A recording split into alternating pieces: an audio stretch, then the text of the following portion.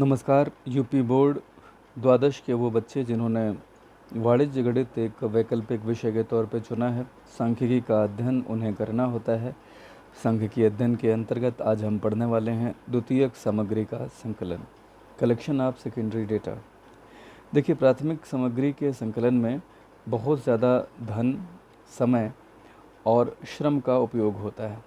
द्वितीयक सामग्री संकलन का प्रयोग इन्हीं व्ययों से बचने के लिए किया जा सकता है। पहले से जो अन्वेषक हैं, अन्वेषक यानी कि इन्वेस्टिगेटर्स, उनके द्वारा संकलित सामग्री का उपयोग आप यहाँ कर सकते हैं। तो हम यूँ कह सकते हैं कि द्वितीयक सामग्री वह है जो पहले से ही किसी व्यक्ति, संस्था या शासन द्वारा संकलित की जा चुकी होती है और जिसका दोबारा उपयोग हम कर सकते हैं। यह जो सामग्री है, यह समाचार पत्रों, पत्रिकाओं, व्यापारिक पत्रों आदि में भी उपलब्ध रहती है। द्वितीयक सामग्री के दरअसल दो प्रमुख स्रोत हैं इनके संकलन के। प्रमुख है प्रकाशित स्रोत और उसके बाद में दूसरा अप्रकाशित स्रोत आता है।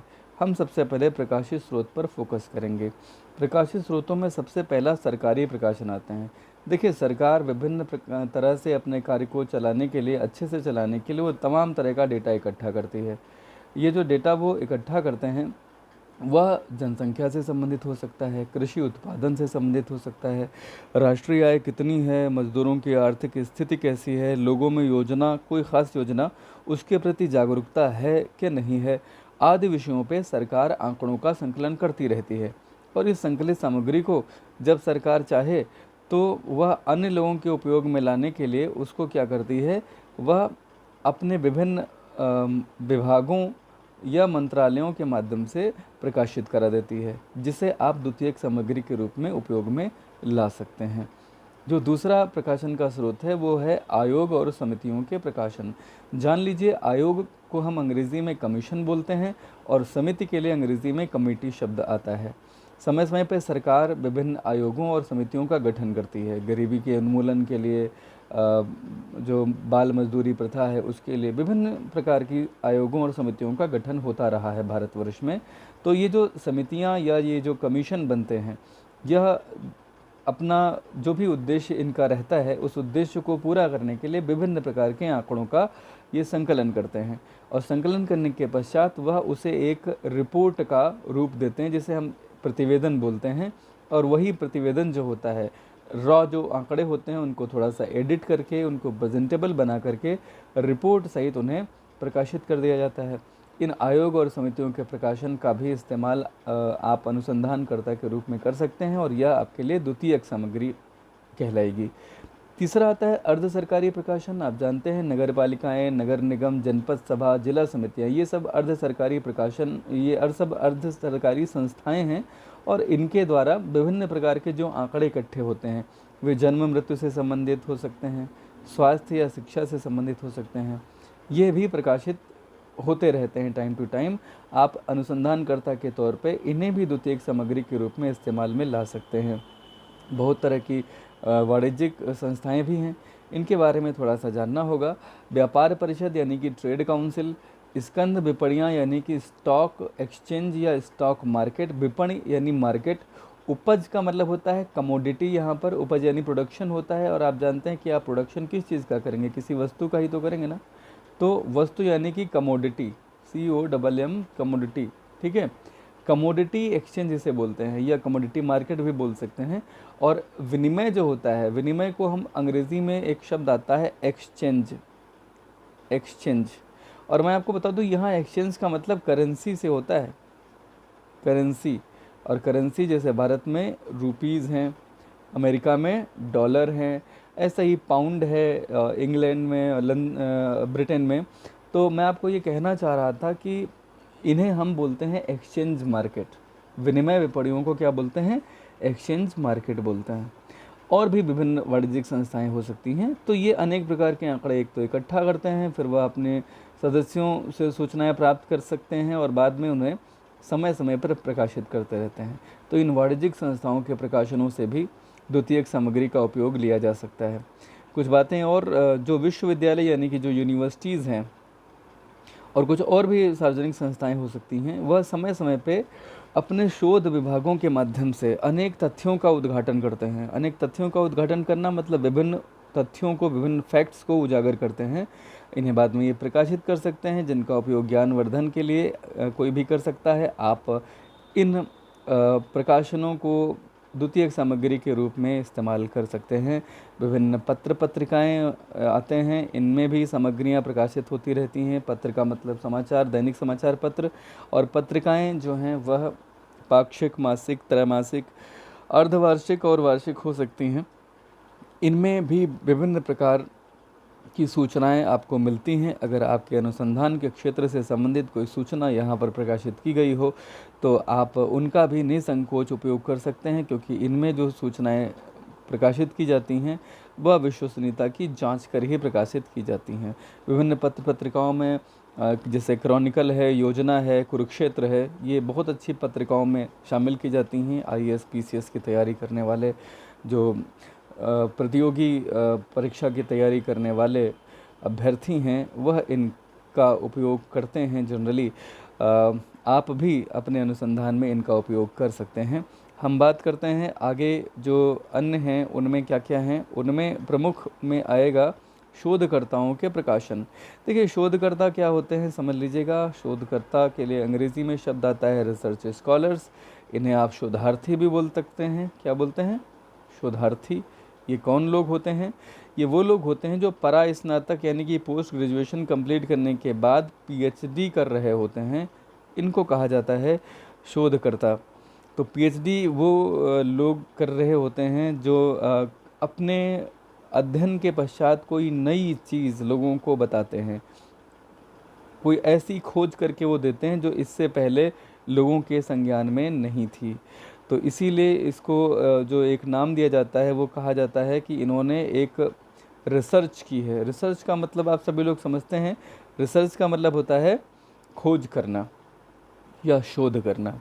तो खैर, शोधकर्ता आप लोग सुनते हैं रिसर्च स्कॉलर।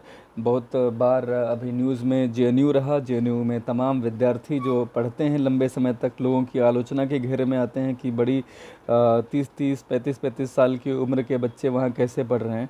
तो देखिए, लोगों के पास तथ्यों का अभाव है, लोगों को सूचना नहीं होती है, तो वो अफवाहों पर यकीन कर लेते हैं।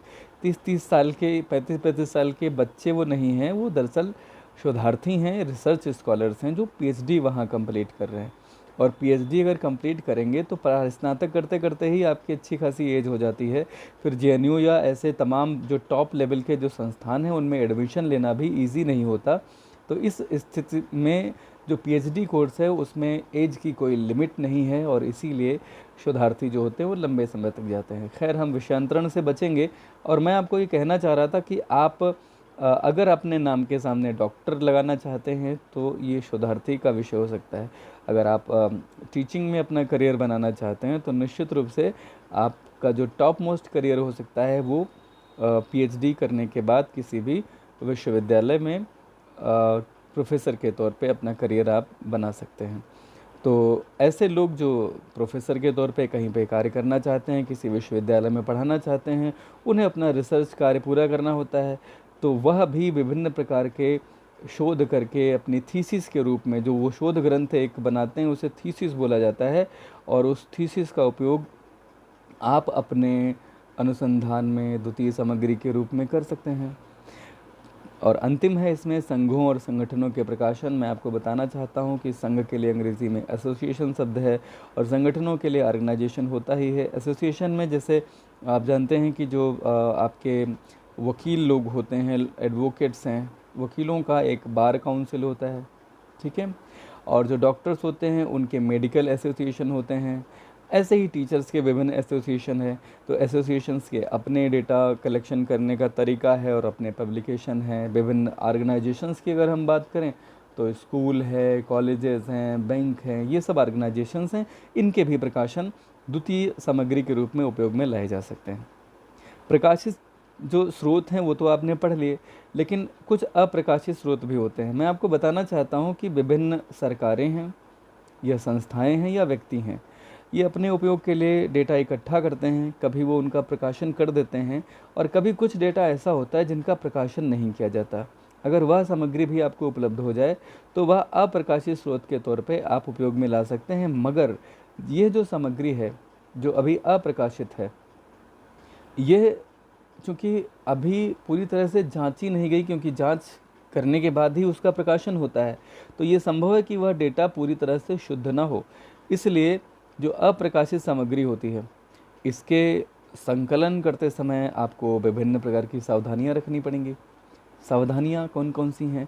आपको ये देखना पड़ेगा कि अनुसंधान का क्षेत्र आपका क्या है, और जो पहले से सामग्री उपलब्ध है अप्रकाशित, उसका अनुसंधान का क्षेत्र क्या था? जो आपका उद्देश्य है, क्या इससे पहले जो आपके पास डेटा उपलब्ध है उसका भी उद्देश्य वही था?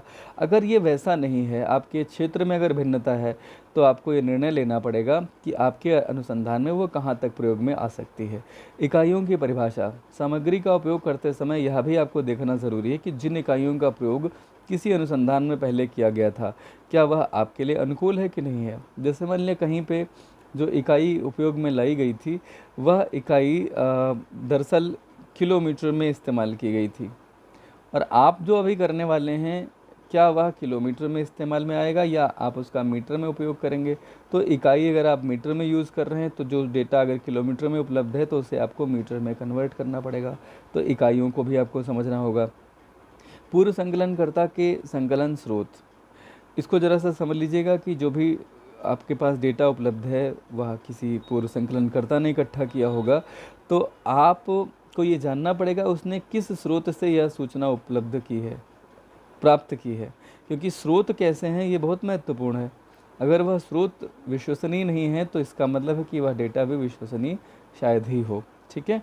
संकलन की पद्धति क्या रही है, आपने संकलन की विभिन्न पद्धतियाँ पढ़ी थी ना, तो आपको यह देखना पड़ेगा कि जो पद्धति उसने अपनाई है, वह पद्धति आपके अनुसंधान के लिए उपयुक्त है कि नहीं, वर्तमान अनुसंधान के लिए उपयुक्त है कि नहीं। कभी कभी होता है कि पूर्व में बहुत छोटे से क्षेत्र में छोटी सी प्रतिनिधि इकाइयों के आधार पर ही अनुसंधान कर लिया गया था, और आप बड़े क्षेत्र में उसका अनुसंधान करने वाले हैं, तो ये संभव है कि वो आपके लिए यथोचित, यानी कि जैसा उचित है वैसा ना हो। तो एक बात और भी आती है कि जो संकलन किया जाता है कोई भी, वह किसी समय विशेष या परिस्थिति विशेष में संभव है किया गया हो। और आप जानते हैं कि अगर कोई भी डेटा ऐसा है जो युद्ध काल में अगर कोई सामग्री संकलित की गई थी, तो क्या वो शांति काल में उपयोगी हो सकती है? नहीं हो सकती है। समय समय पे क्या होता है, मुद्रा के मूल्य में, वस्तुओं की भावों के मूल्य में भी परिवर्तन होते रहते हैं। तो आपको अगर उनका उपयोग करना है, तो आपको उसमें उचित संशोधन करने के बाद ही उनका प्रयोग किया जाना चाहिए। शुद्धता एक और विषय आता है।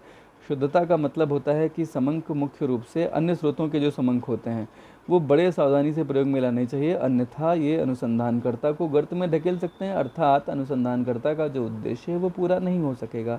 ये बात कही कॉर्नर ने। और इससे पहले हम बीच में इसका मैटर जाने, बाउले को भी हम पढ़ लेते हैं। वो कहते हैं कि समंक का मूल अर्थ और उसकी मर्यादा जाने बिना, मूल अर्थ तो हम समझते हैं, मर्यादा का मतलब होता है सीमाएं। सीमाएं का मतलब जैसे कहीं पे 10 लाख लोगों की आय निकाली गई थी और उसके लिए केवल 500 लोगों से डेटा इकट्ठा किया गया, तो ये उस अनुसंधान की एक सीमा है कि आपने बहुत छोटा क्या बोलते हैं, सैंपल चुना। आपका सैंपल साइज़ बहुत थोड़ा था, बहुत कम था, अपर्याप्त था। तो ऐसे में ये आपके अनुसंधान की, आपके डेटा की सीमा हो गई। तो आपके पास जो भी समंक उपलब्ध हैं, उनका मूल अर्थ जाने बिना और उनकी मर्यादा जाने बिना, अगर आप उनका प्रयोग अभिहित मूल्यानुसार करना चाहते हैं, अभिहित मूल्यानुसार मतलब जैसा दिया गया है उसी मूल्य में आप उसका उपयोग कर लेते हैं, तो ये अपने आप को धोखा देने से कम नहीं है। अतः उन पर आधारित तथ्यों की समालोचना करना, जो भी तथ्य वहाँ पे अवेलेबल हैं उनकी समालोचना मतलब उनको क्रिटिसाइज़ करके, उनका परीक्षण करके देख लेना चाहिए। ये कहा बाउले ने। तो बाउले और कॉर्नर की परिभाषा के बाद हम इस बात को जान लें कि आपने जो इससे पहले अनुसंधान किया था उसमें एक शुद्धता की सीमा रही होगी।